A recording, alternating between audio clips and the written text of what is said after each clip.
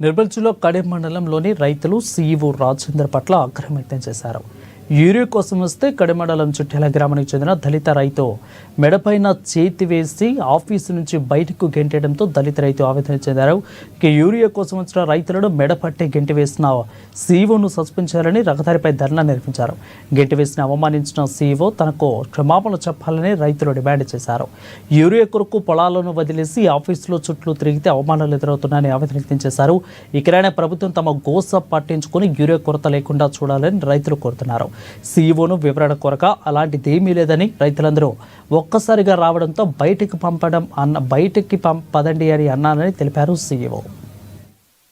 ఆ కాగితాలు తీసి రోడ్డు మీద మారేసారు. అందరం పేర్కొన్నాం. మా ఎంపీటీసీ ఏవోతో మాట్లాడించండి సీఓ. వాళ్ళు మాట్లాడుతూనే ఉన్నారు. ఈ సీఓ రాజేందర్ సార్ వచ్చి చల్ అని ఎవరిని దొబ్బిండు? సీఓ ఎవరిని దొబ్బిండు? ఎందుకు దొబ్బిండు? ఈవిడన్నందుకు మెడల్ పట్టి దొబ్బిండు. ఎవరు దొబ్బిండు? సీఓ రాజేందర్ సార్ చేయడం జరిగింది. చేయగానే ఇంకా రైతులు లోపలికి వచ్చి ఆధార్ కార్డు లింక్ చేయడానికి అన్నప్పుడు నేనేమంటే మంది లోపలికి వస్తారు డిస్టర్బ్ అవుతుందని నేను లేచి ఇట్లా జరుగునానన్న అంతే. ఇంకా దానికి ఏమన్నా మెడల్ పట్టి బయట